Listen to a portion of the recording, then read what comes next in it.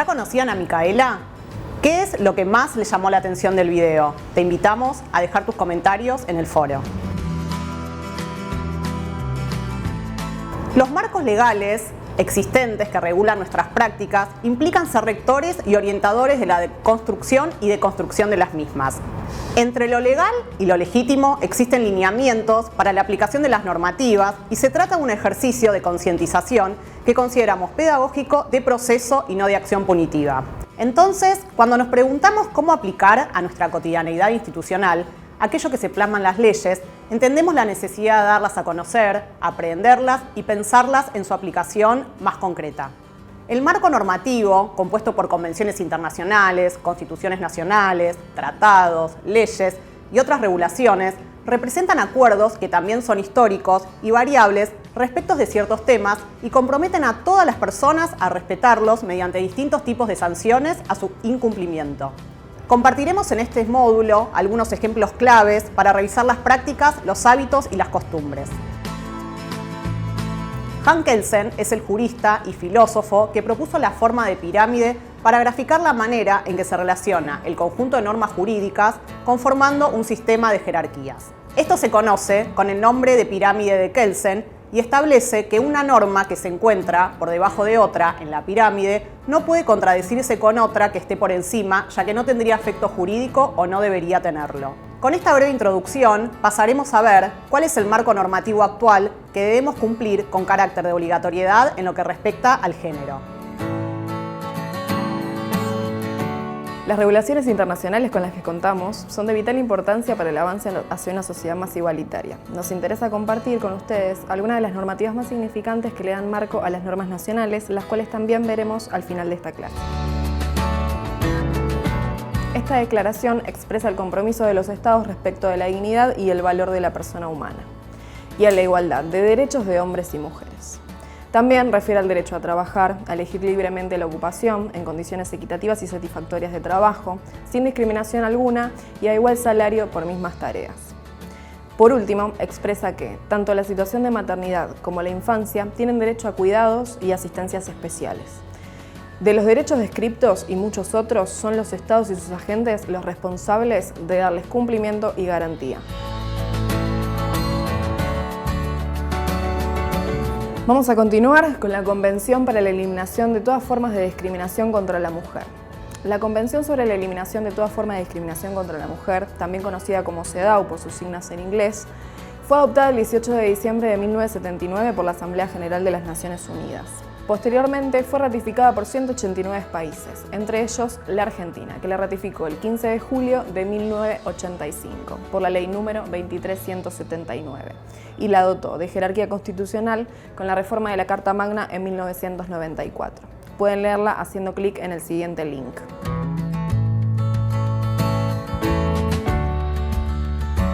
La CEDAW es un instrumento de carácter internacional que precisa los detalles de la discriminación contra las mujeres y establece los lineamientos necesarios para erradicarla.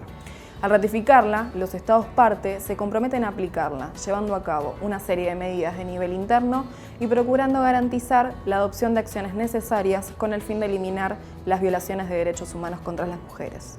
Además, se crea el Comité CEDAW, el Comité para la Eliminación de la Discriminación contra la Mujer, para monitorear el cumplimiento por parte de los Estados parte en virtud de las disposiciones contempladas en esta Convención. En su artículo 1 encontraremos por primera vez la definición clara de lo que significa y compone la discriminación contra la mujer. Toda distinción, exclusión o restricción basada en el sexo que tenga por objeto o por resultado menoscabar o anular el reconocimiento, goce o ejercicio por la mujer, independientemente de su estado civil, sobre la base de la igualdad del hombre y la mujer, de los derechos humanos y las libertades fundamentales en las esferas política, económica, social, cultural y civil o en cualquier otra esfera. Ahora vamos a continuar con la Convención Interamericana para prevenir, sancionar y erradicar la violencia contra la mujer, también conocida popularmente como la Convención de Belém do Pará, sancionada en 1994. Nuestro país incorporó esta convención bajo la Ley 24.632 del año 1996. Podés leerla entrando al siguiente link. Esta convención afirma que la violencia contra la mujer constituye una violación de los derechos humanos y las libertades fundamentales, que limitan total o parcialmente a la mujer en el reconocimiento, goce y ejercicio de tales derechos y libertades. El primer alcance de esta convención es la definición de violencia contra la mujer, y la define como cualquier acción o conducta basada en su género que cause muerte, daño o sufrimiento físico, sexual o psicológico a la mujer, tanto en el ámbito público como en el privado. También señala de modo amplio las formas de violencia sexual, física y psicológica contra las mujeres. Cada Estado parte debe, entre otros compromisos, adoptar medidas y programas para disponer políticas orientadas a prevenir, sancionar y erradicar la violencia contra las mujeres, absteniéndose de reproducirla en sus instituciones e invitando a sus funcionarios a desempeñarse de acuerdo con esta indicación. Otra de las medidas es fomentar y apoyar programas de educación gubernamental y del sector privado destinados a concientizar al público sobre los problemas relacionados con la violencia contra la mujer, los recursos legales y la reparación que correspondan. Es un documento que recoge una serie de principios elaborados por un comité de expertos y expertas de las Naciones Unidas para los Derechos Humanos relativos a la orientación sexual e identidad de género, con la finalidad de orientar la interpretación y aplicación de las normas del derecho internacional de los derechos humanos, estableciendo unos estándares básicos para evitar los abusos y dar protección a los derechos humanos de las personas LGTBIQ+. Estos principios y recomendaciones son utilizados como estándares jurídicos internacionales en todo el mundo y se componen de 29 principios precedidos de un preámbulo y seguidos por unas recomendaciones adicionales. El documento parte de los derechos recogidos en la Declaración Universal de los Derechos Humanos, Declaración y Programa de Acción de Viena y en otros tratados de derechos humanos, pero que en numerosos países son negados a personas con motivos de su orientación sexual o identidad de género. Los principios abordan, entre otros, a. La violación y otras formas de violencia basada en el género. B. La ejecución extrajudicial. C. La tortura y otras formas de tratos crueles, inhumanos y degradantes. D. Los abusos médicos. E. La represión de la libertad de expresión y reunión. F. La discriminación en el trabajo, en ámbitos e instituciones de salud, educación, vivienda y acceso a la justicia e inmigración. Si les interesa leer más detalladamente los principios, sigan el siguiente link.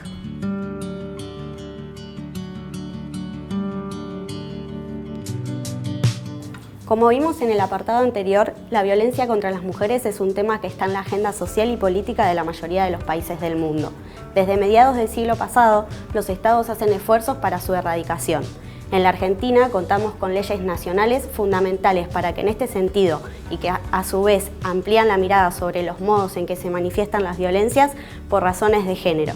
Veremos que contamos con leyes que fueron pioneras para la región y el resto del mundo, y que representan avances históricos en la protección de los derechos de los colectivos LGTBIQ+. Ahora vamos a conocer algunas de ellas. Comenzamos con la reforma constitucional del año 1994, que acompaña el proceso de la recuperación democrática de los años 80 y la revinculación del Estado con el sistema de derechos de este mismo año.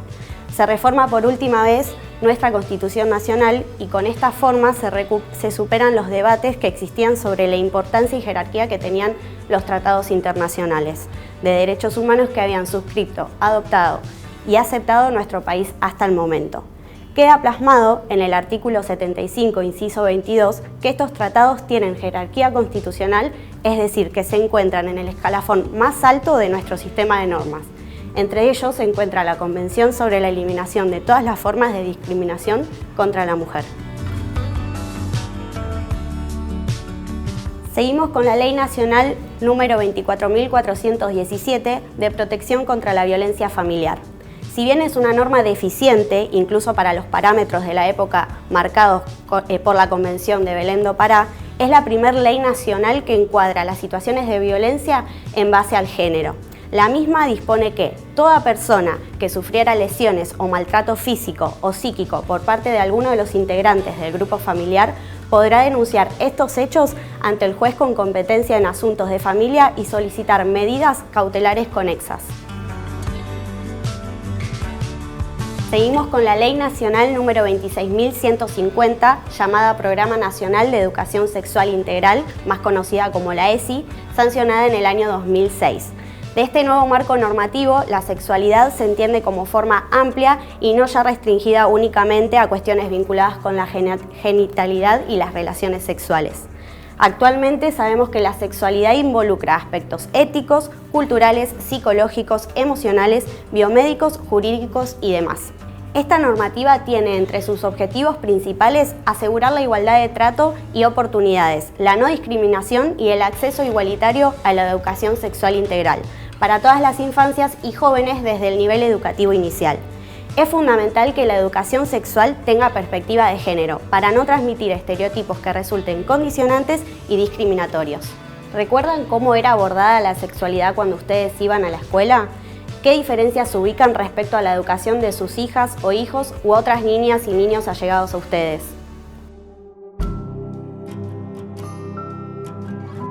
Seguimos con la Ley Nacional número 26.485, llamada Protección Integral para prevenir, sancionar y erradicar la violencia contra las mujeres en los ámbitos donde desarrollen sus relaciones interpersonales, sancionada en el año 2009.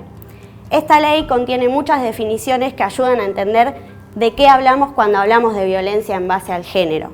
Si bien la ley refiere a la violencia contra las mujeres, vamos a entender esta noción de manera amplia, garantizando los mismos derechos y protección a mujeres, lesbianas, gays, personas trans, travestis, transgénero, transexuales, bisexuales, intersexuales y todas las personas que forman parte del colectivo de las diversidades. Dado que las vulneraciones y violencias que atraviesan tienen la base común de la desigualdad de género originada en el sistema de dominación hegemónico patriarcal que posicionó históricamente a los varones en un lugar de superioridad, dando lugar a sinfín de situaciones de violencia y discriminación. Ahora vamos a ver algunos artículos importantes de la ley, empezando por el artículo 4, que entiende la violencia como violencia contra las mujeres a toda conducta por acción u omisión basada en razones de género que, de manera directa o indirecta, tanto en el ámbito público como en el privado, basada en una relación desigual de poder, afecte su vida, libertad, dignidad, integridad física, psicológica, sexual, económica o patrimonial, participación política, como así también su seguridad personal. Quedan comprendidas las perpetradas desde el Estado o por sus agentes. Se considera la violencia indirecta a los efectos de la presente ley toda conducta, acción, omisión, disposición, criterio o práctica discriminatoria que ponga a la mujer en desventaja con respecto al varón. El artículo 5 de la Ley de Protección Integral define los tipos de violencia como física, psicológica, sexual, económica, patrimonial, simbólica y la política, que fue incorporada en el año 2019 cuando se modifica por última vez la ley y se incorpora el tipo de violencia política y las modalidades de violencia en el espacio público y la violencia pública y política, comprendiendo la violencia en los espacios públicos y los espacios de representación que ocupan las mujeres en el ámbito de deliberación público-político. El artículo 6 explica las modalidades de violencia, entendiéndolas como doméstica, institucional, laboral, contra la libertad reproductiva, obstétrica y mediática, y en el espacio público, es decir, la callejera, pública y la política, incorporada también en el año 2019. Ahora el artículo 3 explica los derechos protegidos, como una vida sin violencia y sin discriminaciones, la salud, la educación, la seguridad personal, la integridad física, psicológica, sexual, económica o patrimonial, que se respete su dignidad, decidir sobre la vida reproductiva, número de embarazos y cuándo tenerlos, la intimidad, la libertad de creencias y de pensamientos, recibir la información y asesoramiento adecuado, gozar de medidas integrales de asistencia, protección y seguridad, gozar de acceso gratuito a la justicia en casos comprendidos en el ámbito de aplicación de la presente ley, la igualdad real de derechos, oportunidades y de trato entre varones y mujeres, y un trato respetuoso de las mujeres que padecen violencia, evitando toda conducta, acto u omisión que produzca revictimización. El trabajo de prevención, sanción y erradicación de toda forma de violencia contra las mujeres debe ser realizado con el despliegue de mecanismos y protección de los derechos aquí mencionados, mediante la acción conjunta de los tres poderes del Estado, tanto a nivel nacional como provincial. Pueden leer el texto completo en el siguiente link.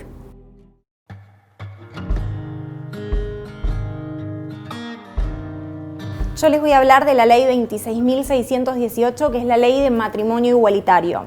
Esta ley establece que el matrimonio tendrá los mismos requisitos y efectos con independencia de que los contrayentes sean del mismo o de distinto sexo. Los integrantes de las familias cuyo origen sea un matrimonio constituido por dos personas del mismo sexo, así como un matrimonio constituido por personas de distinto sexo, tendrán los mismos derechos y las mismas obligaciones. Ninguna norma puede ser interpretada ni aplicada en el sentido de limitar o de suprimir la igualdad de derechos y obligaciones de los integrantes del matrimonio y los efectos que éste produce sea constituido por dos personas de distinto o de mismo sexo.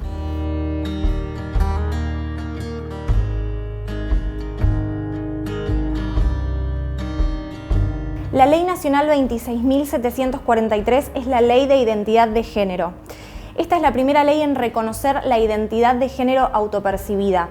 Fue sancionada en mayo del 2012 y nos aporta que toda persona puede solicitar la corrección registral de género, el cambio de su nombre de pila y de su imagen.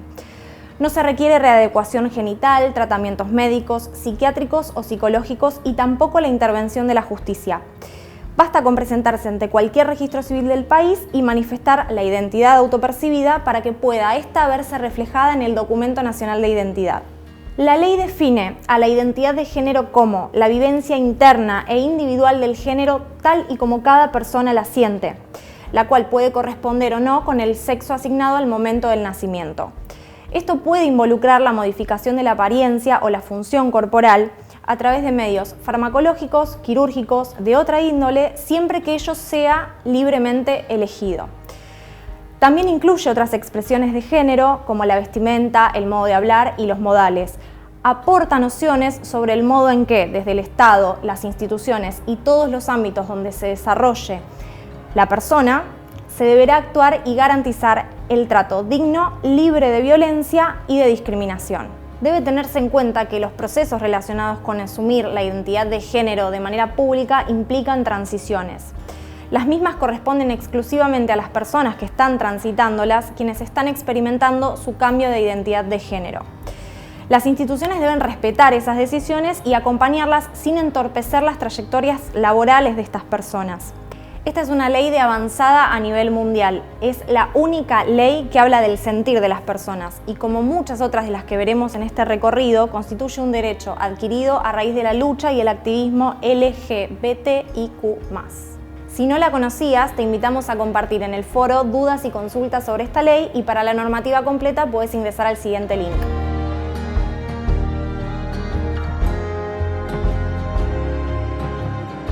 La Ley Nacional 27.499 es la Ley Micaela, que fue aprobada casi por unanimidad por el Congreso de la Nación el 19 de diciembre del 2018. Esta ley establece la obligatoriedad de la capacitación en temática de género y violencia contra las mujeres para todas las personas que se desempeñan en la función pública en todos sus niveles y jerarquías, en los poderes ejecutivo, legislativo y judicial. La Ley 27.499 lleva el nombre de Micaela García, una víctima de femicidio en la ciudad de Gualeguay, provincia de Entre Ríos, a los 21 años de edad. Esto ocurrió en abril del año 2017. Con la implementación de esta normativa se busca, por un lado, prevenir y promover la adecuada intervención frente a situaciones de violencias por razones de género en los ámbitos laborales, así como también interpelar desde la responsabilidad política de las autoridades y agentes del Estado en la urgencia de iniciar procesos de capacitación en la temática para transversalizar la perspectiva de género en el diseño e implementación de políticas públicas de cada sector. De esta manera se busca visibilizar y analizar las desigualdades entre los géneros, las relaciones de poder existentes entre los mismos, para que desde las propias políticas se intervenga y esto se modifique. Entre los puntos más importantes de la Ley Micaela se destacan los siguientes. A. Establecer el Programa Nacional Permanente de Capacitación Institucional en la temática de género y violencia contra las mujeres con el objetivo de capacitar y concientizar a todo el funcionariado público de los tres poderes del Estado, sin importar jerarquía, forma de contratación ni ámbito en el que desempeñen sus funciones. B. Que corresponderá al Ministerio de las Mujeres, Géneros y Diversidad la aplicación de dicha ley y la formación a las máximas autoridades de los tres poderes del Estado en esta temática. C. que en cada uno de los organismos estatales las capacitaciones se harán en colaboración con sus propias oficinas de género si ya las hubiera en funcionamiento. Para eso se crearán materiales y programas nuevos o se adaptarán los existentes de acuerdo con la normativa establecida por las convenciones vinculadas a la temática de género y violencia contra las mujeres suscriptas por el país. D. Que el Ministerio de las Mujeres, Géneros y Diversidad controlará la calidad de esos materiales y las capacitaciones deberán estar en funcionamiento dentro del año de puesta en vigencia de la ley, en sintonía con el cumplimiento de la Ley 26.485 de protección integral para prevenir, sancionar y erradicar la violencia contra las mujeres. La Ley Micaela entonces tiene como objetivo visibilizar y desnaturalizar las conductas que caracterizan, rodean y propician los casos de violencia contra las mujeres y las personas LGBTIQ+, hasta su práctica más extrema, los femicidios, los travesticidios y los transfemicidios. Les dejamos el link para que puedan acceder a la ley de manera completa.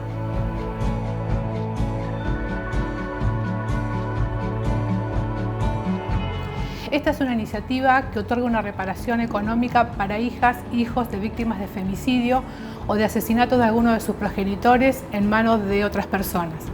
La norma lleva el nombre de Brisa Barrio Nuevo, una niña de 3 años cuya madre fue asesinada a golpes. Aquí compartimos el acceso al texto de la Ley Brisa completo.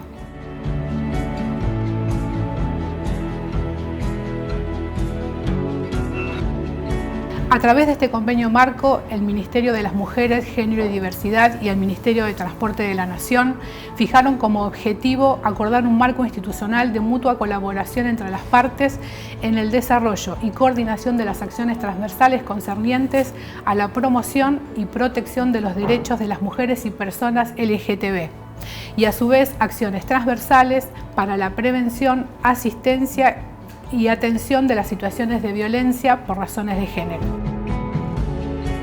Mediante este decreto se establece que en el sector público nacional los cargos de personal deberán ser ocupados en una proporción no inferior al 1% de la totalidad de los mismos por personas travestis, transexuales y transgénero que reúnan las condiciones de idoneidad para el cargo, conforme los términos del artículo 8 de la Ley 24.156. El referido decreto estableció que toda persona travesti, transexual o transgénero tiene derecho al trabajo digno y productivo, a condiciones equitativas y satisfactorias de trabajo y a la protección contra el desempleo, sin discriminación por motivos de identidad de género o su expresión, por lo que no podrán establecerse requisitos de empleabilidad que obstruyan el ejercicio de estos derechos. A su vez, se dispone que se encuentran alcanzadas por este decreto las personas travestis, transexuales y transgénero que hayan o no efectuado la rectificación registral del sexo y el cambio del nombre de pila e imagen al que refiere el artículo 3 de la Ley 26.743. Una de las herramientas a efectos de promover la transparencia, que forma parte de las acciones del cupo laboral travesti-trans creadas por el decreto 721 del 2020, es la creación del registro de anotación voluntaria de personas travestis, transexuales y o transgénero aspirantes a ingresar a trabajar en el sector público nacional. Pueden acceder haciendo clic en el siguiente link.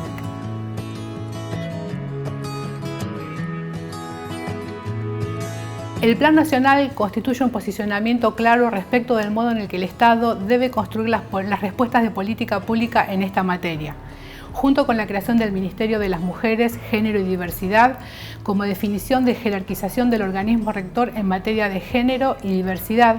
Este plan es una herramienta de trabajo que apunta a intervenir de manera estratégica sobre el fenómeno de las violencias por motivo de género en nuestro país.